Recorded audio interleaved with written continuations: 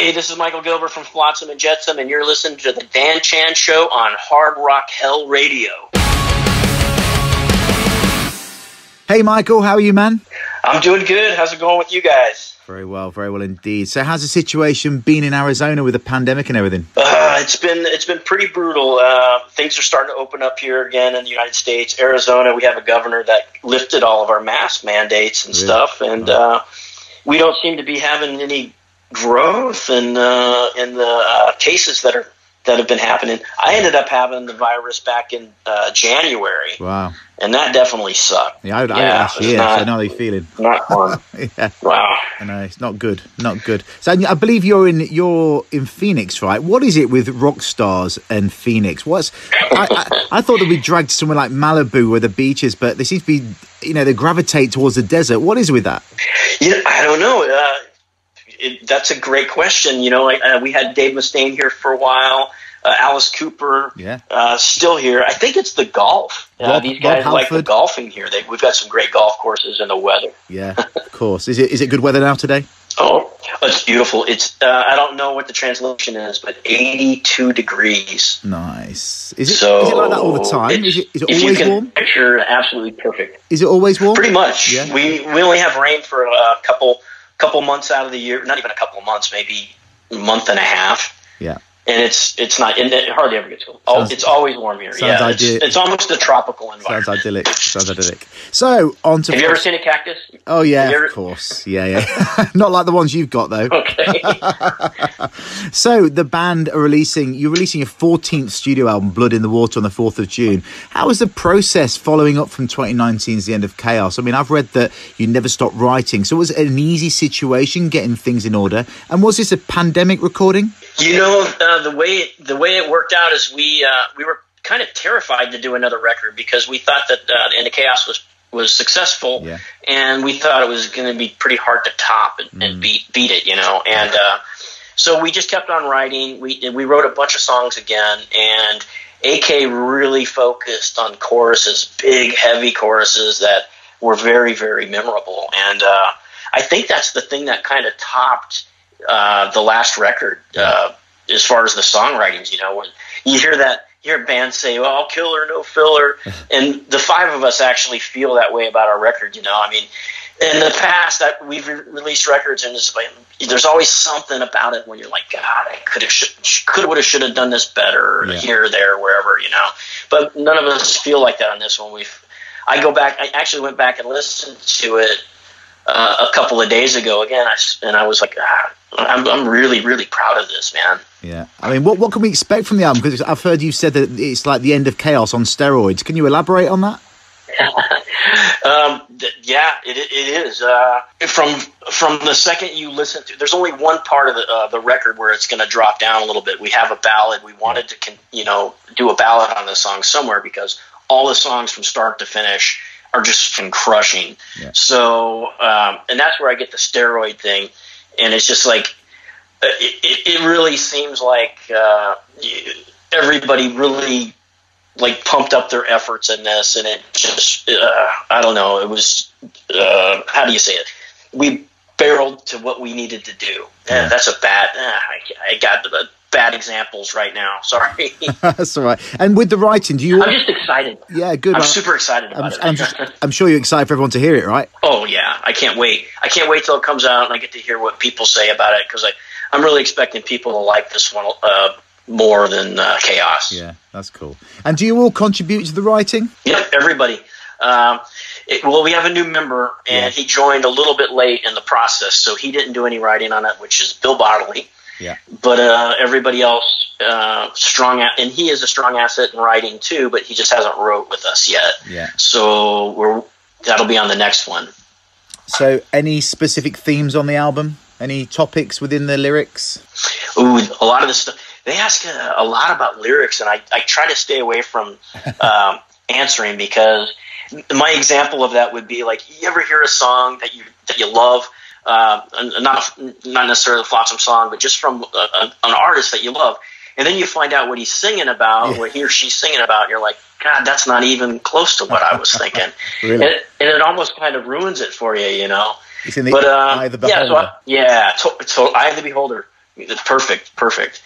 So yeah, I stay away from it, and I get my own vibes from what AK is singing about, because he's very emotional on this one and has a lot of passion. Yeah. And did the pandemic frustrations bleed through into the recording process? Did it influence anything? My drinking, that's about it.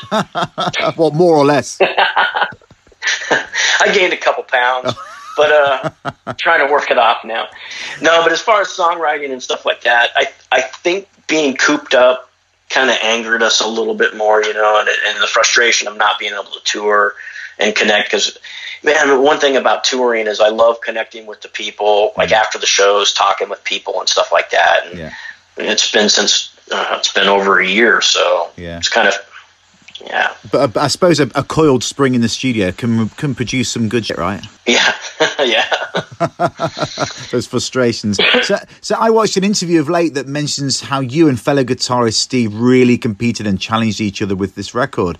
Do you help each other to bring and keep up your A game? We're just having a lot of fun with it. Like, when he writes a song, he'll send me a video of the parts so I can learn the parts, right? Yeah. And sometimes he'll send the wrong, he'll play it wrong and send it to me just to fuck with me. Yeah. Motherfucker. So we try to mess with each other a little bit like that, but there's no messing around with with what we're playing, So yeah, he'll show me parts, I'll show him what's. And the thing is we're completely different players. He's got a great legato style, and I pick. I pick all my notes. So when I'm learning his stuff, I have to A game, because my legato's not very great, So I'm learning from the guy every time. Awesome. You said a couple of years back that you're not just a thrash band anymore. How do you position yourselves in regards to genre? Thrash, speed, power, all the above? Oh, there's so many different genres.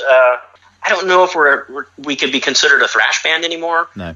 Maybe if you see us live, but I think on record, I think we're more like a speed power metal band at this time. With how AK has came across with the choruses and stuff on the last two records, it definitely puts us in a different genre than thrash metal, I think. Yeah. And do you think that's a natural process over the years, how the band's just evolved? Yeah, it actually has been. There's only been a couple times, and I think that was on the second or third record where we were actually trying to write stuff to conform to the record label, but that doesn't ever work out. At least in my opinion, it doesn't, because you can only write what's inside of you. As an example too, like AC/DC, their songs are so simple. There's 3 chords or 4 chords, but for me, I could never write something that brilliant with 3 chords, so it's just what's inside the songwriter, I guess. Yeah, sure. So going to the road, what's the current situation with touring for you guys? The States seems to be opening up at a fast rate, and hopefully the world won't be too far behind. You've just announced a cracking tour with Accept and Phil Campbell and the Bastard Sons for early next year. That's going to be a cracking tour. You must be chomping at the bit. Oh, yeah. This one got postponed. It was supposed to happen January of 2021. Yeah. So, and it got canceled just before, because obviously the virus and all that sort of stuff. Yeah. But things are opening up, and and we're starting to book U.S. dates right now. Great. There's some other stuff coming down the wire too that I can't tell anybody about right now. But yeah, we're super excited about the opportunities that are coming up for Flotsam. I think it's going to be a great year for us. I'm going back to the coiled spring thing. When you get on stage, it's going to go off, isn't it? Oh, absolutely. There's no UK, I cannot wait. There's no UK dates on this tour, is there? Not with Accept, no. That's strange. But I have a feeling that we're going to be coming back over there not long after that. Well, that's good. Oh, that's could be an exclusive. So what new songs are you looking forward to playing live from the new album? Oh, my God. We're thinking about Regression.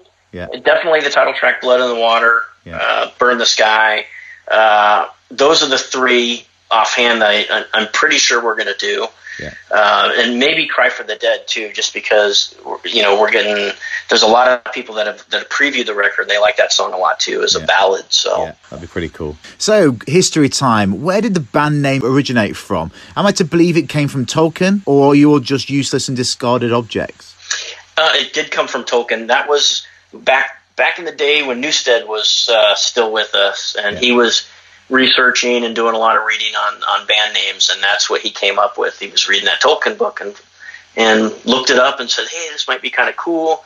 And then the sea creature, amphibious, Flotsilla started evolving from that as well. You know, he disappeared for a while, but he's back, and it seems like everybody wanted him back. So, okay, he's pretty cool. Well, I was going to ask you about that. I mean, is that how Flotsilla came about? He had a long time off, didn't he? He did. He took a leave from our mascot for a while, but yeah, he's back because the band, you know, that's kind of how it started, you know, with the Doomsday from the Deceiver album cover on there, you know, and when we were touring, when he wasn't on any of our records, people would keep asking, "Where's the lizard?" You know, yeah, Godzilla. Now you've mentioned him, I've got to just touch on it, the Jason Newstead thing. It has to be mentioned because not everyone knows that he left you guys to replace Cliff Burton and Metallica, especially some of the younger fans as well. I know he only played on one of your records right at the start of the band's history. I know you always get a lot of questions asked about him, and I know it's water long under the bridge, but how much of a role do you think he played in lifting the Flotsam name at the time? Oh my God. He's a super talented person with a larger-than-life personality. Most of our momentum was caused by him because he did such a great job promoting when he was in the band. He did a fantastic job promoting. So that initial start was what really got the wheels turning for the band. If it hadn't have been for him, who knows what would have happened? You know, the album might not have even came out. So. Yeah. And did you know he'd gone for an audition, or was he sneaky? No, he wasn't sneaky at all. He actually called me up and was like, "Dude, I got an audition with Metallica.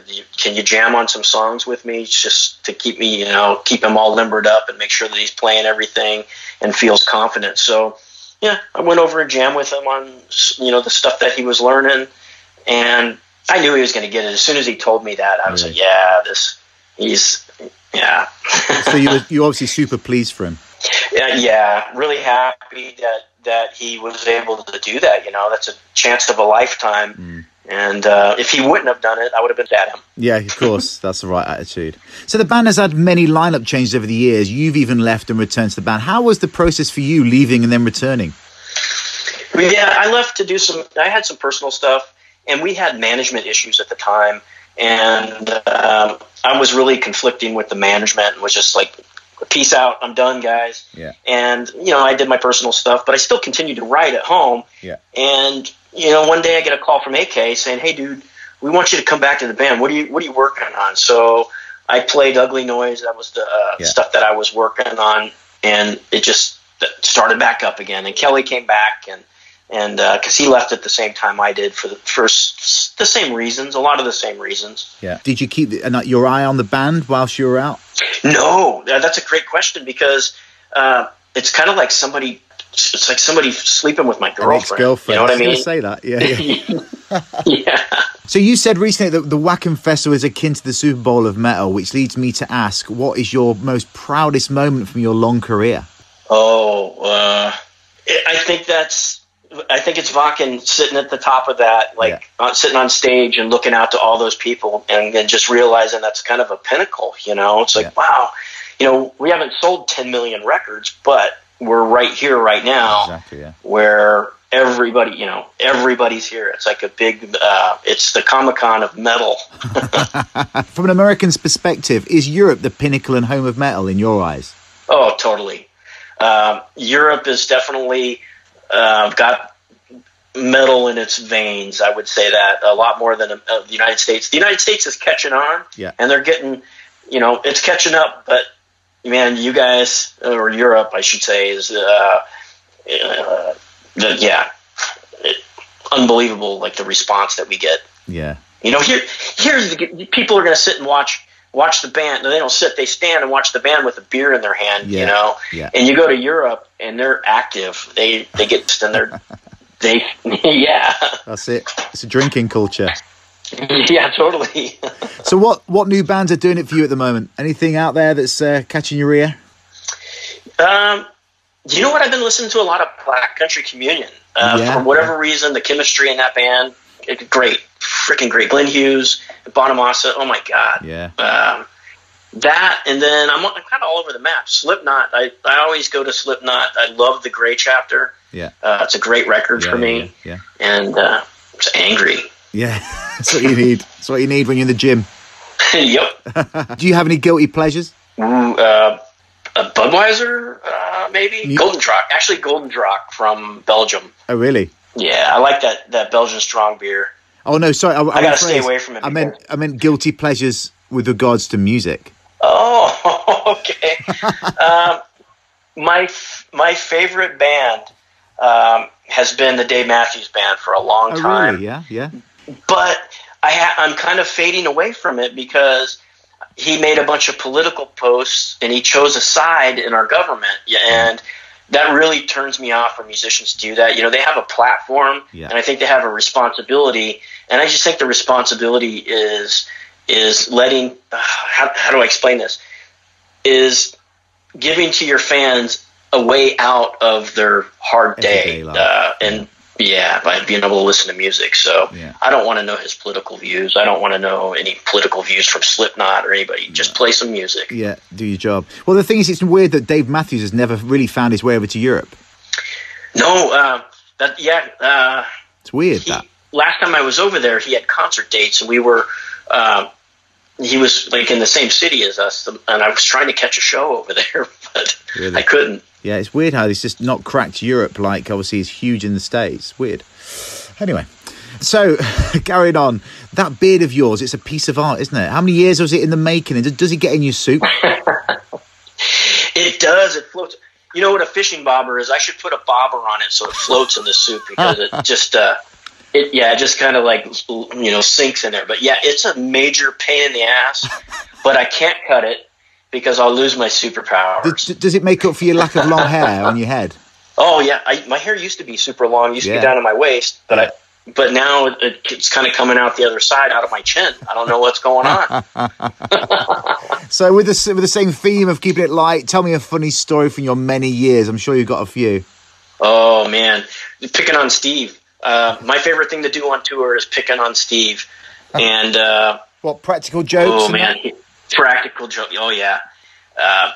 Man, I don't know if I can go into that without him calling me and going, dude, what the... So he's the butt of it all, right? Yeah. I like Photoshop, so I'm always doing Photoshops of these guys and, sending it to them and send them off.